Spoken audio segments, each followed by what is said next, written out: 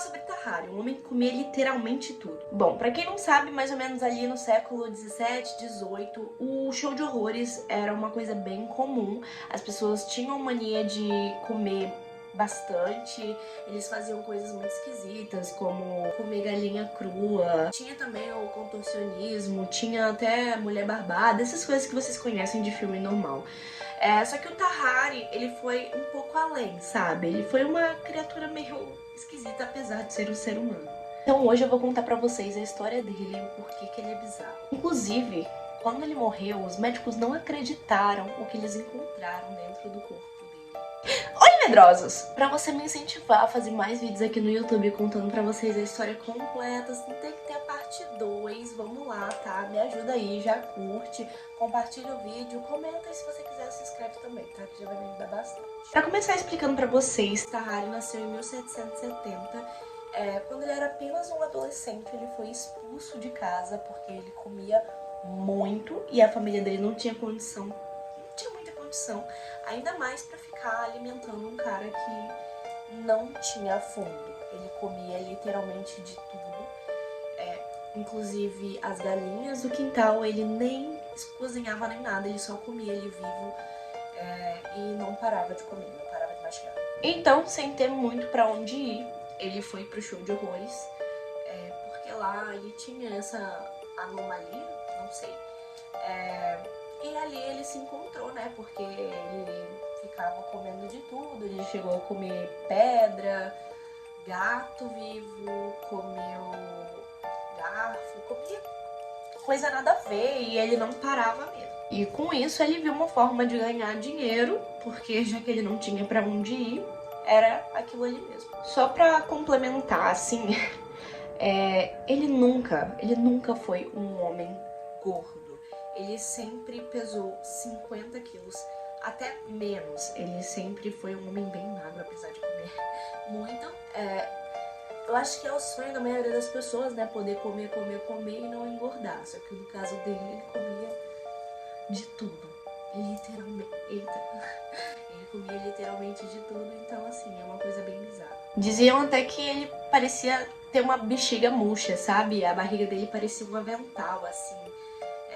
De roupa era bem caída e magra porque quando ele comia, a barriga dele se esticava, ficava parecendo uma bexiga e depois ele ficava magro de novo. Porque, na verdade, de acordo com os relatos da época, ele tinha um aspecto desnutrido, bem fraco mesmo.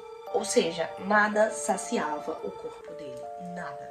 Apesar de conseguir ganhar um dinheirinho assim com um show de horrores, ele desistiu de trabalhar com isso e foi servir o exército para defender a França.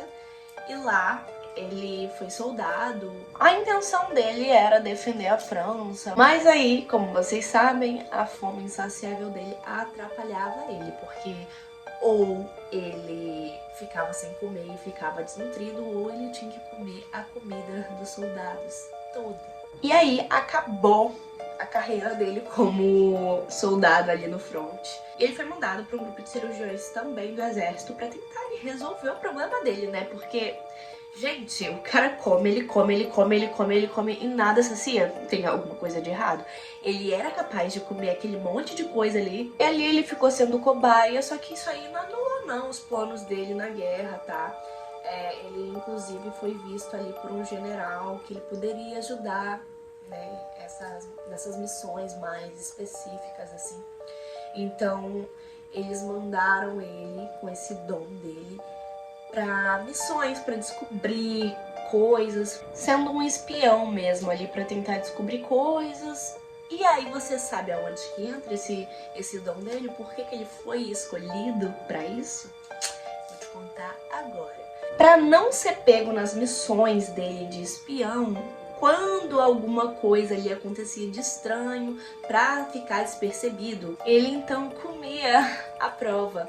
Inclusive, uma vez ele estava com uma caixa de madeira, com um bilhete, pra poder entregar pra outros soldados. Só que ele não soube disfarçar muito bem, até porque ele não sabia falar a língua ali do outro país. Aí, quando começaram a desconfiar dele, ele fez o quê? Gente, ele comeu a caixa de madeira. Felizmente o plano também não deu certo, porque ele estava tentando se passar ali por um camponês e tal, em outro país, e ele não falava nem um pouco de alemão, então ele foi pego, né? E aí ele teve que confessar que ele estava com as provas dentro do seu estômago, fazendo assim com que essa carreira dele de espião também acabasse. Um outro motivo que essa carreira dele aí acabou foi que diziam que ele fedia muito. Dava pra você sentir o cheiro dele vindo de longe. Ele tinha um cheiro interno bem podre. Era um cheiro muito desagradável que as pessoas reconheciam. Então isso fez com que ele fosse torturado, aconteceram várias coisas com ele. E pra quem tá falando, ai, era só tomar banho. Gente, não era cheiro, não era odor de corpo, não era um fedor no sovaco, não era um fedor que vinha de dentro pra fora. Então assim, quando ele, disfarçado como espião, um espião que é pra ser discreto, você fede, as pessoas vão te reconhecer, não tem como você ser um espião mais, né? Só que uma coisa que aconteceu que ele não sabia sobre essa mensagem que ele acabou engolindo é que não tinha nada demais.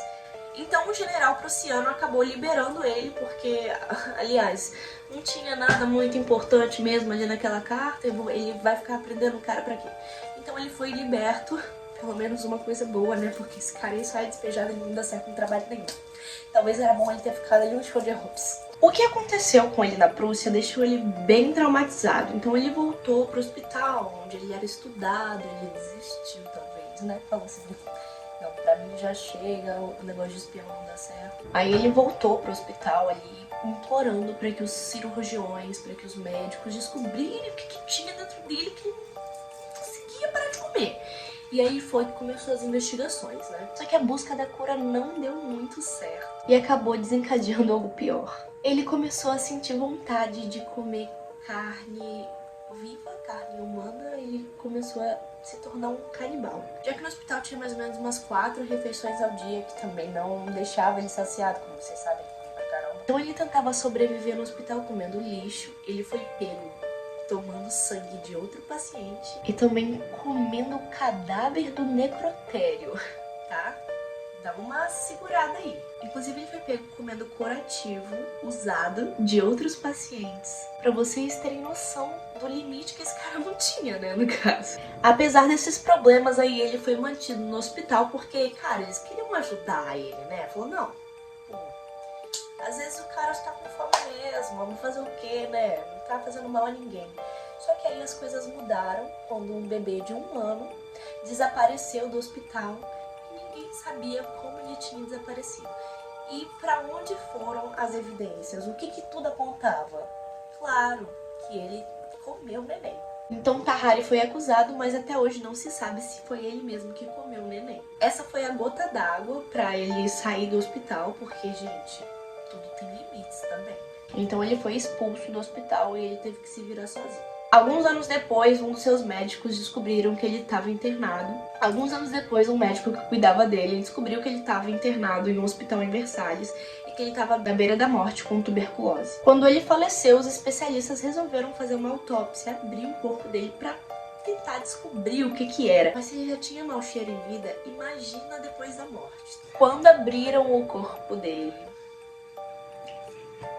Ai, gente, eu não quero nem pensar. Eu vou aqui falar, mas é só no automático, tá? Quando abriram o corpo dele, encontraram órgãos inundados de pus. Diziam que os órgãos dele eram bem maiores do que o normal.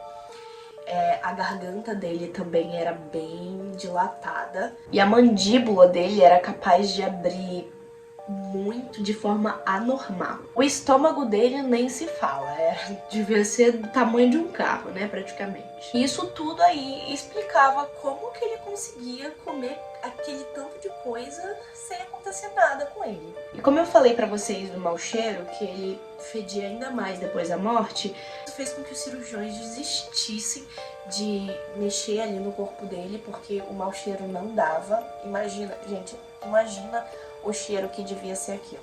devia ser brincadeira não. Mas com isso conseguiram dar um diagnóstico que ele não tinha nenhum transtorno psiquiátrico nem nada. Não tinha nada como compulsão alimentar. Mas ele tinha sim um problema físico que fazia que ele fizesse esse monte de atrocidade que ele não conseguia parar. E assim foi dado o diagnóstico dele. Esse foi o vídeo, espero que vocês tenham gostado. E marca aqui nos comentários um amigo que você conhece que é assim, que come pra caramba, que poderia comer qualquer coisa dessas aí que ele comia. Se souber mais coisas desse caso, coloca aqui nos comentários pra mim também, que eu quero saber. Dê sugestões de vídeo, curte o vídeo, compartilha, comenta, se inscreve aqui no canal, que eu vou ficar muito feliz. Eu vou deixar aqui pra vocês também minhas redes sociais, pra vocês estarem me seguindo, tá bom? Muito obrigada pela ajuda de vocês. Espero que eu traga muito mais vídeos aqui no canal. Um beijo!